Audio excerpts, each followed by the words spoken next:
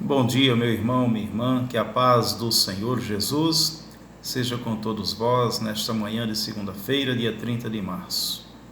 É muito bom estar aqui e eu quero aproveitar este tempo para ler um pouco a palavra de Deus e também compartilhar com você desta mesma palavra.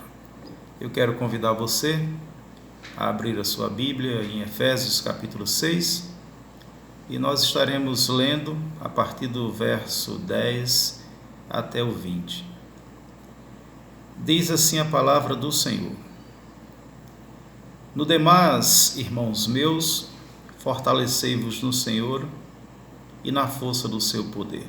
Revesti-vos de toda a armadura de Deus, para que possais estar firmes contra as astutas ciladas do diabo.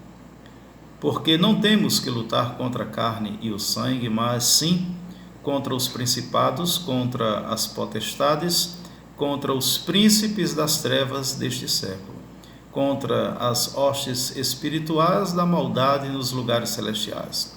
Portanto, tomai toda a armadura de Deus, para que possais resistir no dia mau, e havendo feito tudo, ficar firme.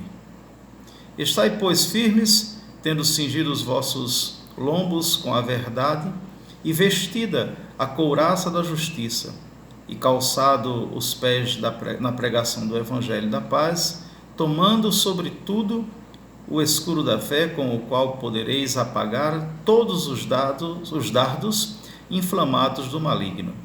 Tomai também o capacete da salvação e a espada do Espírito, que é a palavra de Deus, orando em todo o tempo, com toda a oração e súplica no Espírito, e vigiando nisto com toda a perseverança e súplica por todos os santos, por mim, para que me seja dada, no abrir da minha boca, a palavra com confiança, para fazer notório o mistério do Evangelho,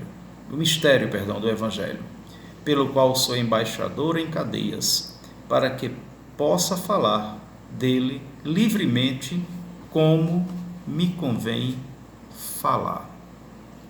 O texto de Paulo a esta igreja reunida na cidade de Éfeso teve um propósito bem específico, que foi fortalecer a cada cristão que reunia-se ali naquele lugar.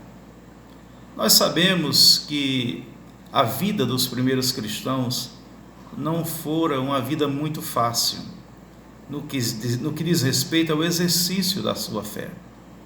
Paulo, por exemplo, antes de se converter, até então como Saulo de Tarso, era um dos que, por ser zeloso na sua fé, na sua maneira de pensar judaica, ele perseguia a igreja, ele perseguia os que eram conhecidos do caminho. Só que Paulo também foi alcançado por Jesus e passou agora a fazer parte desse contexto religioso. E agora Paulo traz uma palavra de fortalecimento para aqueles irmãos, justamente dado o momento que eles viviam. Momentos de perseguições, momentos que levavam muitos a desistir na caminhada da fé.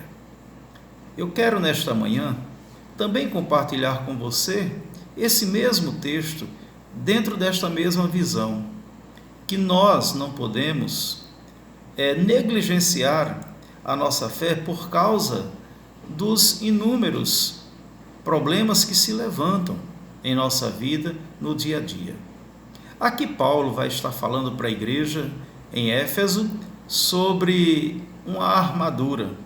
E essa armadura ele fala dentro de uma visão militar, de alguém que se prepara para ir para uma guerra.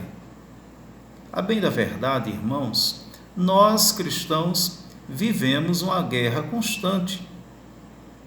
A luta é constante, mas é bom que entendamos que nós não lutamos contra coisas que vemos, não é contra carne nem sangue, mas nós lutamos contra coisas espirituais, como por exemplo no verso 12 ele fala contra os principados, contra as potestades, contra os príncipes das trevas deste século, contra as hostes espirituais da maldade nos lugares celestiais.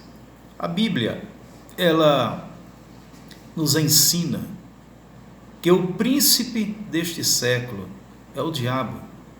E o papel dele, queridos e queridas, é justamente destruir, desnortear a igreja de Cristo.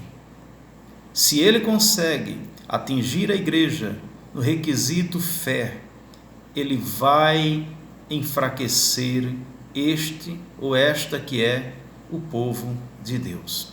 Por isso o apóstolo Paulo chega para a igreja reunida em Éfeso e diz: fortaleçam-se no Senhor e na força do seu poder. Às vezes nós nos fortalecemos com base na nossa força, no nosso intelecto, nos conhecimentos que nós adquirimos com o passar dos anos. Não que isto seja ruim, os conhecimentos, mas nós não podemos colocar neles a nossa esperança. E é incrível como isto é tão presente na vida do ser humano. Paulo, ele falando para aquela igreja sobre essa questão da armadura, ele diz que essa armadura tem como propósito fazer com que eles fiquem firmes.